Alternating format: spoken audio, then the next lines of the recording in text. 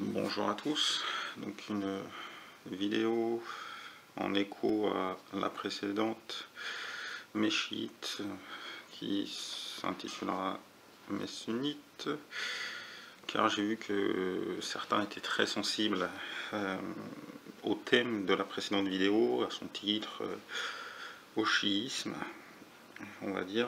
Donc je voudrais faire quelques précisions sur cette vidéo.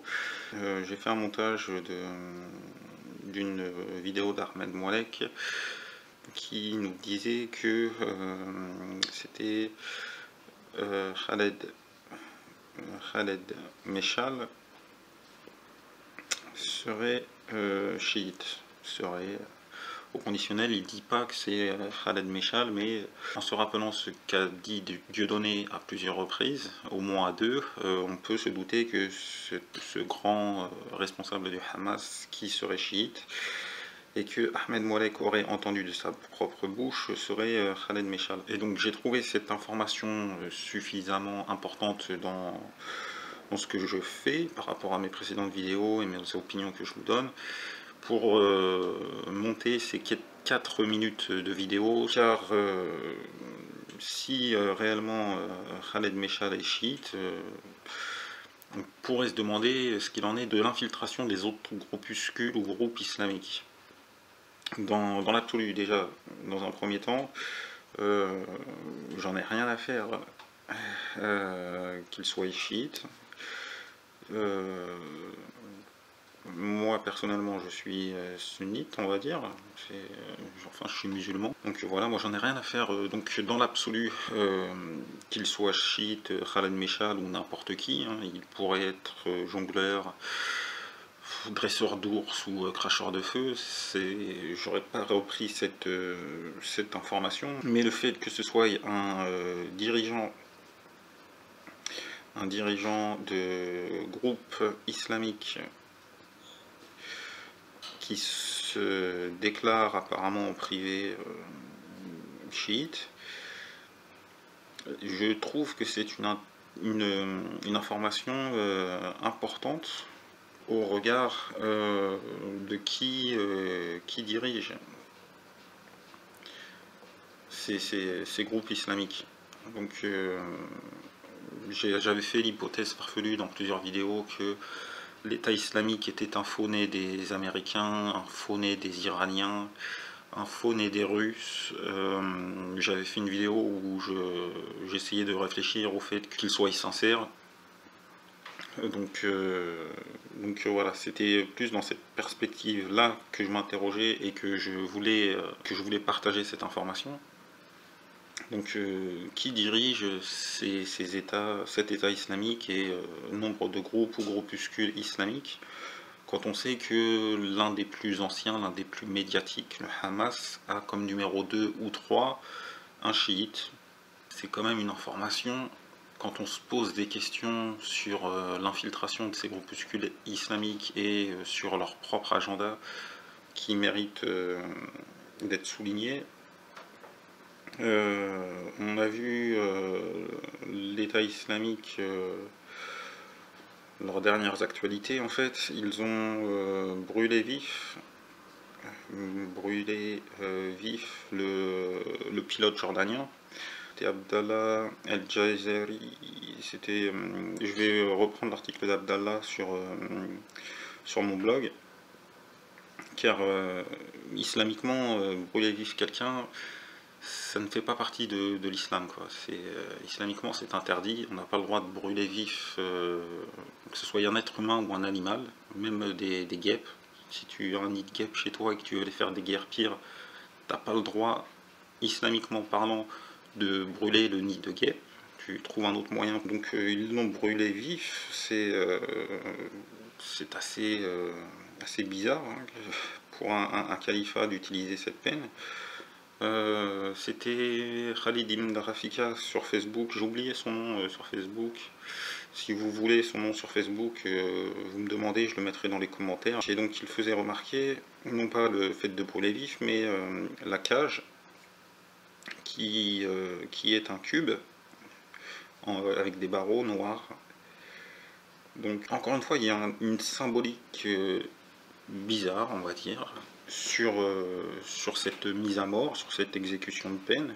On n'a toujours pas les jugements, hein, j'avais dit dans une précédente vidéo que l'islam, la civilisation islamique, la civilisation musulmane, n'était pas une civilisation de bisounours, que c'était une civilisation de justice. Le jugement, je pense que là c'est un pilote militaire qui s'est craché. Islamiquement, juridiquement parlant, il faut prouver que son avion qui s'est craché a bombardé des civils irakiens. Peut-être que c'était un vol de reconnaissance, d'information ou autre. Donc il n'avait pas le sang sur les mains et donc personne ne pouvait demander le prix du sang parce que s'il ne l'a pas fait verser. Donc avant d'arriver à cette peine qui n'est pas islamique, à cette symbolique assez bizarre, moi personnellement j'aurais bien voulu voir le jugement déjà. Et en plus cette symbolique de la cage noire, du cube noir, ça fait penser à la Kaaba. Ils auraient pu choisir des barreaux d'une autre couleur, des barreaux en fer chromés comme les rétroviseurs de la voiture des frères Kouachi. Ils auraient pu choisir une cage en forme rectangulaire, une cage sans le toit en fait, hein, qui permet d'avoir le cube, juste des barreaux autour, quoi, où ils auraient pu choisir de le brûler vif en plein milieu du désert, et puis voilà, quoi, sans cage. Mais là ils ont pris une cage noire qui du coup ressemble à la Kaaba, et on peut donc s'interroger, encore une fois, trouver ça suspect, et donc s'interroger sur qui est réellement à la tête de l'État islamique. Peut-être des chiites, peut-être et plus probablement des satanistes, parce que là, mettre le feu à la Kaaba symboliquement, c'est quand même énorme. Donc ça reste du symbolique, mais bon, ceux qui ont des yeux pour voir le voient. Et donc toujours dans ce qui concerne l'infiltration, pas spécialement chiite ou quoi que ce soit, faut vous calmer, mes amis chiites, mes amis en humanité, mes amis chiites, parce qu'il y a des chiites respectables en dehors de leur croyance, c'est humainement, ils sont respectables et appréciables. Une dernière chose donc sur l'infiltration,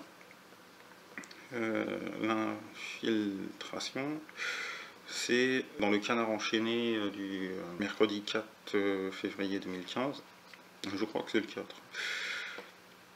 Il y a un article sur l'infiltration de l'État islamique par le MIT, hein, ce n'est pas la grande et prestigieuse école du Massachusetts, mais c'est les services de renseignement turcs. Et donc l'État islamique aurait été infiltré, tout du moins au niveau de ses combattants, d'après le Canard enchaîné, par les services de renseignement turcs. Je vous invite à rechercher une vidéo de monothéiste tolérant. Donc il a effacé ses vidéos, donc vous pouvez vous abonner à sa chaîne si vous voulez, mais recherchez sur YouTube d'autres vidéos avec, je pense, Isis ou un autre mot-clé. Dans ces vidéos, en fait, il nous révélait un petit peu comment est-ce qu'on prend du galon dans ces groupuscules islamiques. Un agent entraîné des services de renseignement turcs a toutes les chances de monter en grade assez rapidement dans des groupuscules islamiques, du fait de son expérience militaire, de la certaine bravoure que cela démontrera. Et donc ces personnes du MIT, a priori ce sont les services de renseignement français, vu que c'est dans le Canard enchaîné, qui ont été repérés dans l'État islamique, à quel niveau hiérarchique maintenant se trouve-t-il? Et donc s'il y a les Turcs, il y a peut-être aussi d'autres services de renseignement qui ont infiltré cet État islamique, donc pourquoi pas des services de renseignement iraniens, hein, ou syriens dès le départ. C'était aussi mon hypothèse, une de mes hypothèses farfelues. Donc voilà.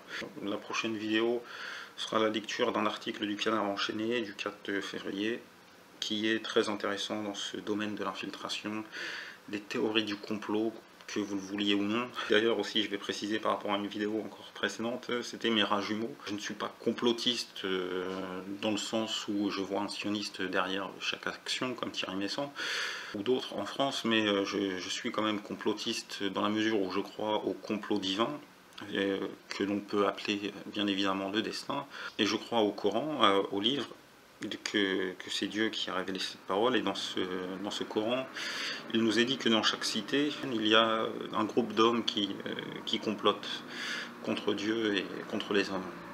Donc même Dieu est complotiste, donc pourquoi est-ce que je ne le saurais pas? Et donc la prochaine vidéo va donner un indice, plus qu'un argument sur le complotisme de l'affaire Charlie Hebdo et de l'hyper cachère. Donc voilà, bonne continuation.